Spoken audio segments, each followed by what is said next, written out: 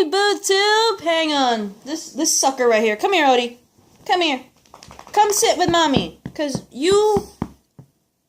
I can't go backwards because I keep thinking I'm going to smash you. Come here. Come here. You will sit with mommy and you will be in the Bratva video. You shall be Bratva. Do you want to be Bratva? Okay. He wants to be Bratva. Anyway, this is my reaction rant to Arrow Season 5, Episode 12, titled Bratva. Say hi to Odie. Hang on. Say hi to my little love. Odie, say hi to the camera. You want to say hi to the camera? You want to kiss mommy? Kiss mama. Good boy. Mwah. Anyway, hi, I'm back, and I got my little guest star here, my little Odie. Every time he yawns, I like stick my finger nearby and he closes it and he's like, bleh. I know, baby, mommy's mean. Mommy's a meanie. I know, I love you. Anyway, apparently we get a flashback of Oliver and Talia al Ghul. Oh my gosh, you don't know how happy I am to see Talia. We got Nissa al Ghul. We got Ra's al Ghul. We got the entire al Ghul family now. I'm loving that. If I remember correctly, though, correct me if I'm wrong, people who've read the comics, didn't Ra's al Ghul have more than 2 kids, though? I know about Talia and Nissa. Nissa was from she has a Japanese mother.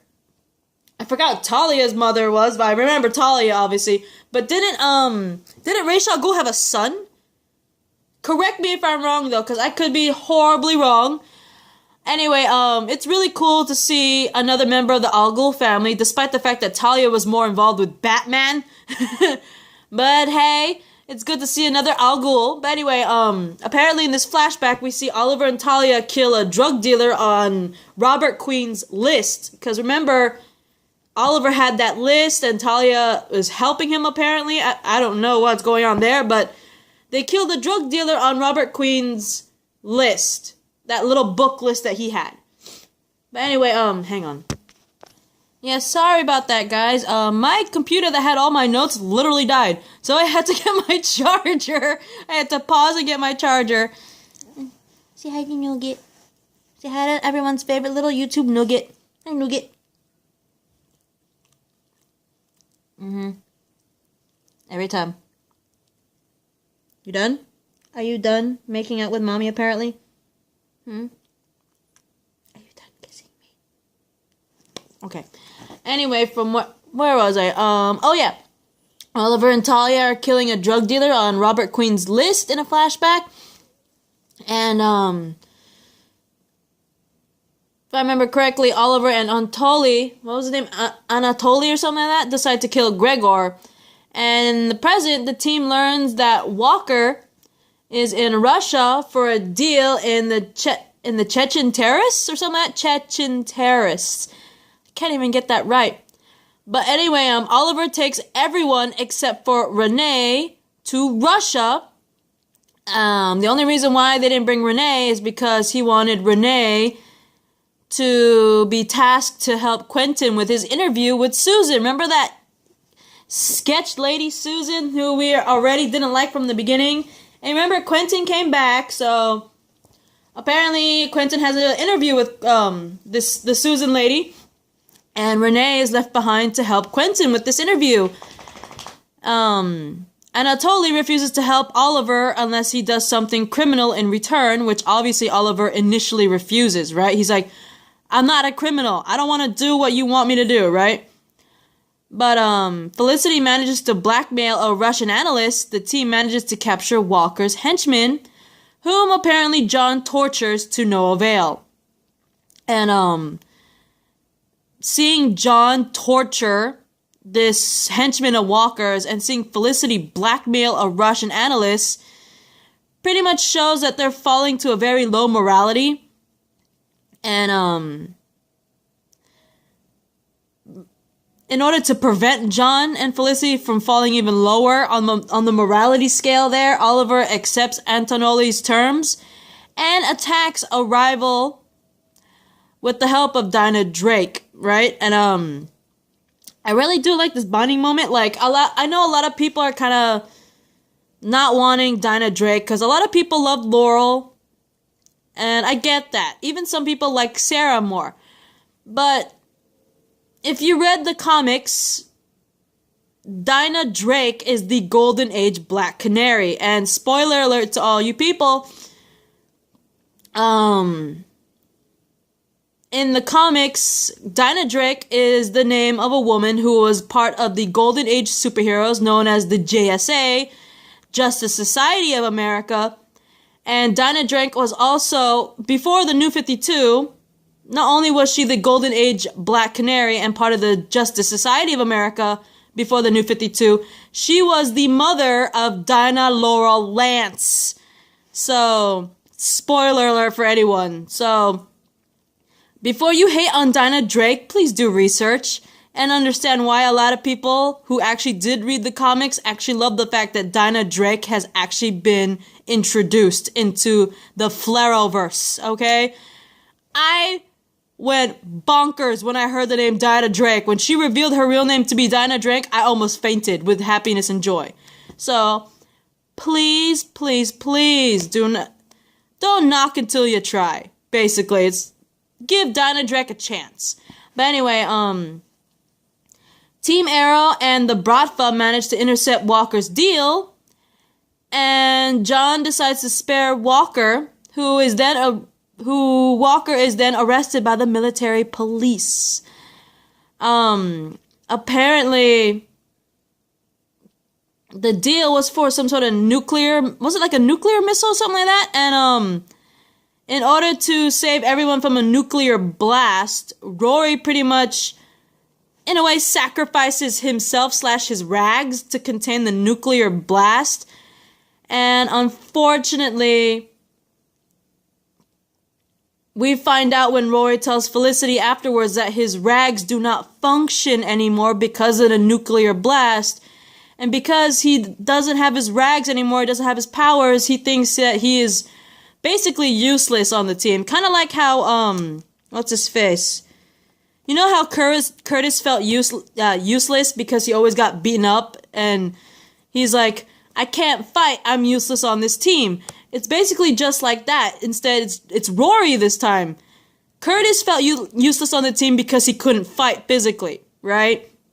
Rory now feels useless on the team because the only thing that he used was his rags that gave him powers, and now the rags aren't working anymore because of the nuclear blast, right? I guess they had too many nuclear blasts because now they don't function anymore, and so because he feels useless, he decides that he needs to leave temporarily because of it, which breaks my heart.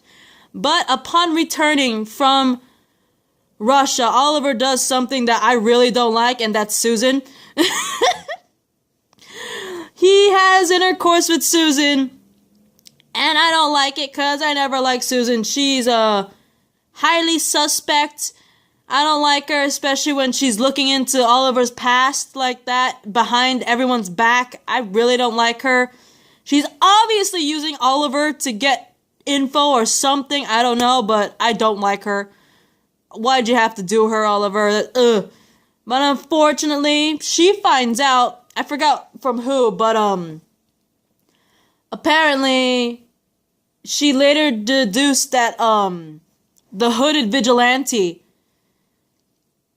is Oliver, because apparently a green hooded vigilante actually made an appearance in Russia 5 years ago, basically around the time that Oliver was with the Bratva. So she pretty much deduces, oh, Oliver is the green hooded vigilante from the same one that was in Russia 5 years ago, and probably most likely the same one that we've been seeing as Green Arrow. So basically, I think Susan pretty much figured out that because Oliver was with the Bratva 5 years ago in Russia, and a green hooded vigilante was in Russia 5 years ago, I think Susan pretty much deduced that Oliver's the Green Arrow just by that. But anyway, long story short, though, with Quentin's interview, it was like a successful interview, especially when Renee was helping Quentin. I thought that was a really cute bonding moment. Granted, it didn't leave too much impact, but I like the fact that Renee is doing some amazing changes. He used to be a little cocky prick that you just wanted to punch, And now he's actually a likable, kind-hearted person, and I like it.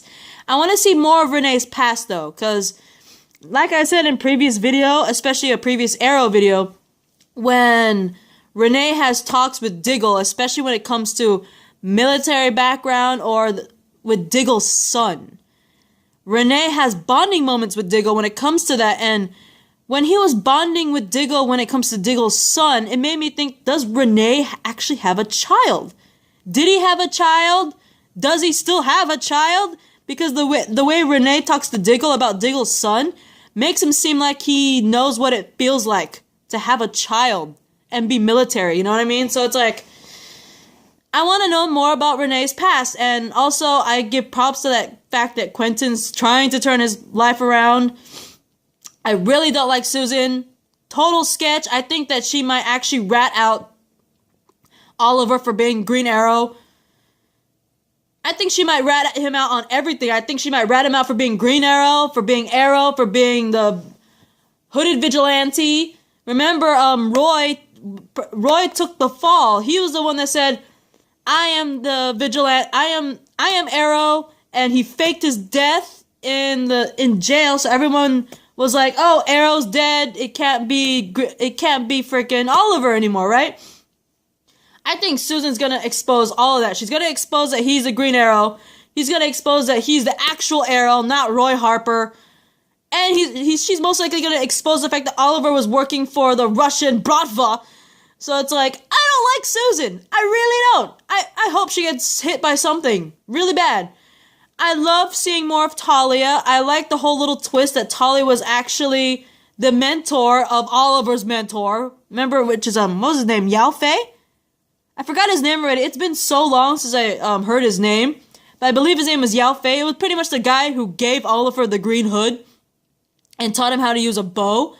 So basically, Oliver's mentor is Talia. And I thought that was a pretty cool twist. I thought it was interesting, the interaction between Talia and Oliver. I want to see more of her, possibly in present day. I want to see more Talia al Ghul in present day, not in flashbacks. And I really, really hope that Rory comes back soon. I know that his rags do not function anymore, but keep this in mind. He's going through a funk just like Curtis did. Again, Curtis believed that he was useless on the team because he could not physically fight. But in the long run, with the help of Renee, he saw that he's still useful to the team, right? And he stayed on the team. Rory thinks he's useless because his rags don't function anymore, and that's why he leaves temporarily. Quite frankly, I think he could do other things on the team that doesn't involve the rags. So I hope that Rory comes back soon and sees that the same way Curtis did, because I really like Rory, especially the fact that in the comics, I particularly loved Ragman in the comics. He's one of my favorite,